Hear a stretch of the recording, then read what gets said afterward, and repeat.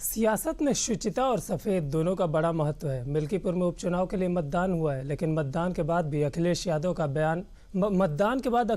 का बयान भी हुआ है। बयान पर आरोप सियासी शुचिता की लक्ष्मण रेखा को लांघने का लगा है।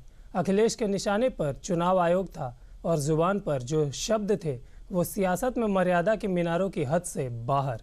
क्या मिल्कीपुर उपचुनाव में अखिलेश यादव पहले ही हार मान चुके हैं? क्या मिल्कीपुर में समाजवादी पार्टी का किला ढहने वाला है? क्योंकि अखिलेश यादव का बयान गुस्सा कम और हताशा ज्यादा लग रहा है। ये बीजेपी का चुनाव लड़ने का तरीका है। चुनाव आयोग मर गया है। सफेद कपड़ा जो होता है वो हमें भेंट करना पड़ेगा। इन्हें पहले इलेक्शन कमीशन हिमालय पर था, अद्भुत था जब जीत गए थे 42 सीट। आज वो मर गया, 6 महीने में ही मर गया। अब कफन लेकर देश की सबसे बड़ी पंचायत में आ रहे हैं। सबसे बड़ा काला दिन, इससे काला दिन हो ही नहीं सकता। जब सदन आरंभ हुआ तो समाजवादी पार्टी ने आज पहली बार मर्यादा तोड़ते हुए चुनाव आयोग के मृत शरीर के लिए कफन प्रस्तुत किया। मिल्कीपुर में चुनावी शोर थम तो गया, लेकिन ना तो बयानों का ना ही विवादों का शोर थमने का नाम ले रहा है। संसद के बाहर अखिलेश की अगुवाई में समाजवादी पार्टी ने एक नए तरीके की सियासत का आगाज किया है। इसके सही होने पर 100 सवाल हैं, क्योंकि ये विरोध किसी दल के खिलाफ नहीं बल्कि देश के चुनाव आयोग के खिलाफ है। अखिलेश की ये नाराजगी मिल्कीपुर चुनाव को लेकर है, लेकिन नाराजगी जाहिर करने का तरीका थोड़ा कैजुअल है। हालांकि गुरुवार को सदन में जाने से पहले ही अखिलेश ने इसके संकेत दे दिए थे। ये बीजेपी का चुनाव लड़ने का तरीका है। चुनाव आयोग मर गया है। सफेद कपड़ा जो होता है वो हमें भेंट करना पड़ेगा। समाजवादी पार्टी मिल्कीपुर चुनाव को लेकर चुनाव आयोग के खिलाफ अपनी आवाज बुलंद कर रही है, लेकिन विरोध की शुचिता और तौर तरीके सब कुछ दांव पर रख दिया। संसद के बाहर प्रदर्शन कर रहे सपा सांसदों के हाथों में जो सफेद कपड़ा है वो कथित तौर पर कफन है, जिस पर बाकायदा चुनाव आयोग लिखा हुआ है। समाजवादी पार्टी अपने ही तरीके से चुनाव आयोग के खिलाफ अपना विरोध जता रही है।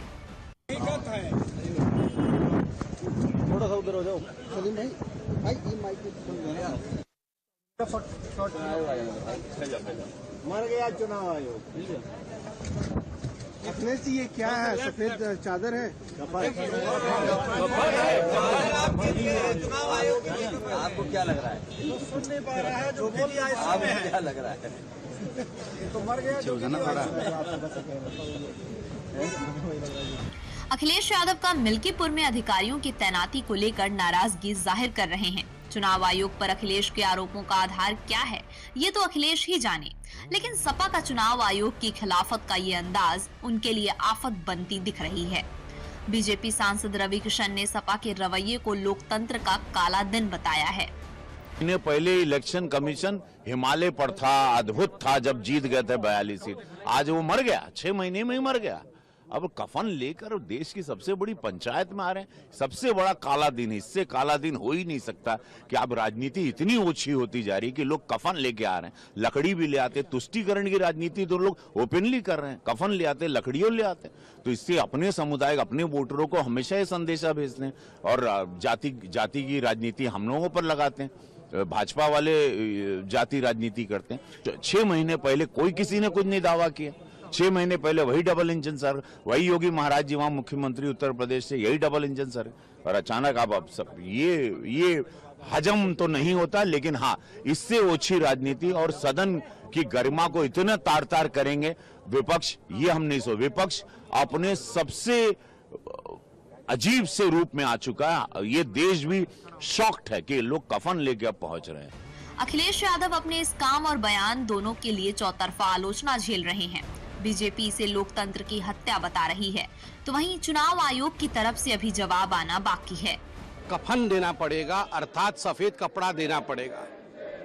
जब सदन आरंभ हुआ तो समाजवादी पार्टी ने आज पहली बार मर्यादा तोड़ते हुए चुनाव आयोग के मृत शरीर के लिए कफन प्रस्तुत किया स्पीकर महोदय के सामने। आज तक हिंदुस्तान के पार्लियामेंट्री प्रोसीडिंग्स में, संसदीय गतिविधि में इस प्रकार का कुकृत्य कभी नहीं हुआ था। ये कहना कि चुनाव आयोग के कमिश्नर इत्यादि मर गए हैं और चुनाव आयोग मर गया है और उसके लिए कफन प्रस्तुत करना, सफेद कपड़ा पार्लियामेंट में देना, इससे जघन्य कांड कुछ नहीं हो सकता है। This is almost like a torture on democracy. ये डेमोक्रेसी के हत्या के बराबर है। आज भारतीय जनता पार्टी ये डिमांड करती है कि बाकी भी ऑपोजिशन के पार्टी अपने मत को स्पष्ट करे और अखिलेश यादव जी और समाजवादी पार्टी इस कुकृत्य पर क्षमा याचना करे पार्लियामेंट में। सपा के इस पहल के लिए बीजेपी न सिर्फ अखिलेश से माफी मांग रही है, बल्कि बाकी विपक्षी दलों से भी अपना रुख साफ करने की अपील कर रही है। वोटिंग के बाद भी मिल्कीपुर विधानसभा में हुआ उपचुनाव चर्चा का केंद्र बना हुआ है। उसका एक बड़ा कारण वहां हुई बम्पर वोटिंग है। मिल्कीपुर की बात करें तो बीते 18 सालों में 15% के करीब वोट प्रतिशत बढ़ा है। साल 2007 के चुनाव में 49.9% वोटिंग हुई है। साल 2012 के चुनाव के लिए मिल्कीपुर में 55.5% वोट पड़े थे। वहीं साल 2017 की बात करें तो वोट प्रतिशत बढ़कर 58.5% हो गया था। साल 2022 के चुनाव में ये 60% पर पहुंच गया, तो इस बार रिकॉर्ड 65% पर पहुंच गया। महीनों की गहमा गहमी के बाद बुधवार को वोटिंग का काम पूरा हो गया है। अब बस इंतजार है तो 8 तारीख को आने वाले नतीजों की। सबकी निगाहें दिल्ली चुनाव के साथ मिल्कीपुर के नतीजों पर भी टिकी हैं।